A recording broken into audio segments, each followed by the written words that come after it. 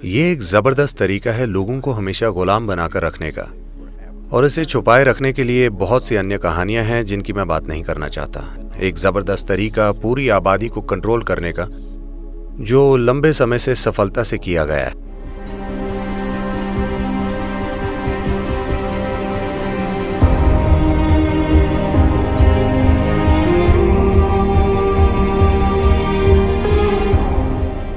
ये इस पर निर्भर करता है कि हमने खुद को क्या रूप दिया है। अगर हम शानदार मनुष्य बन जाएं तो ये एक चीज है। अगर हम मानवता की बदसूरत अभिव्यक्ति बन जाएं तो ये निश्चित रूप से पहला पाप है। ये एक गलती है। पाप बहुत कठोर शब्द है, शायद ये एक गलती है। तो दुनिया में बहुत सारी गलतियां हो रही हैं, इसके बारे में कोई प्रश्न नहीं।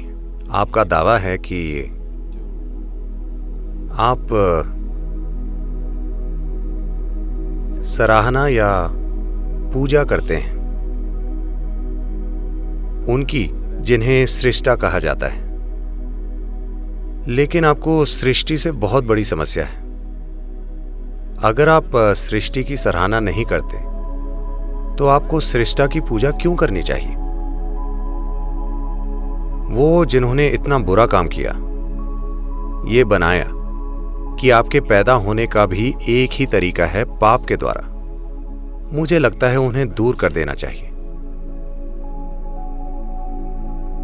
नहीं, ये एक जबरदस्त तरीका है लोगों को हमेशा गुलाम बनाकर रखने का।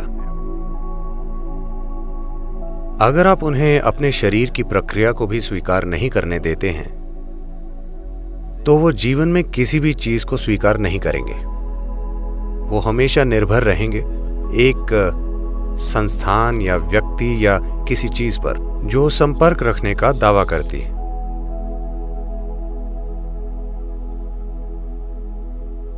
एक इटालियन माफिया को लॉ कोर्ट में लाया गया और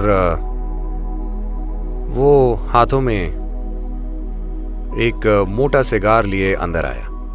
वो इस तरह से आया और बैठ गया जैसे कि वो मेहमान हो। जज ने उसकी अकड़ को देखा और पूछा, क्या आपके पास वकील है? उसने धुआं उड़ाते हुए कहा, नहीं, पर कुछ जज मेरे दोस्त हैं।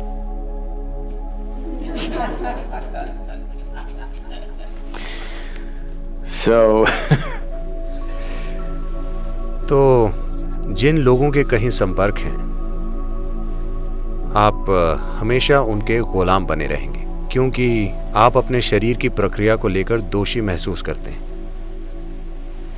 ये पूरी चीज और ज्यादा भद्दे से भद्दे रूप लेती जाती है। तो कुछ संस्कृतियों के अलावा बाकी हर जगह जहां हावी हो जाने वाले धार्मिक विश्वास फैलाए गए थे, उन सभी संस्कृतियों में दुर्भाग्य से वो आपको आपके ही अस्तित्व के बारे में दोषी महसूस कराते हैं, क्योंकि वैसा करने से आप हमेशा गुलाम बने रहेंगे उस चीज के जो उन्होंने रची।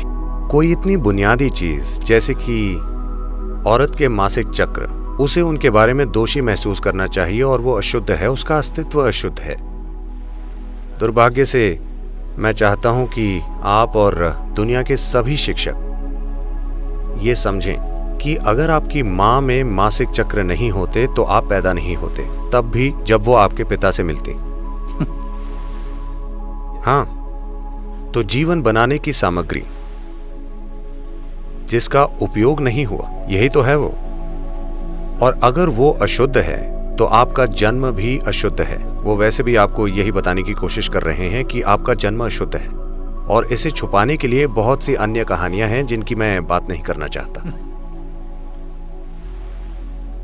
जब आप अपने भौतिक अस्तित्व को स्वीकार नहीं करते तो आप बुनियादी रूप से कभी भी अपने जीवन के किसी आयाम को स्वीकार नहीं करेंगे। यही आपको ढक देगा हमेशा के लिए। ये एक This is a fantastic trick.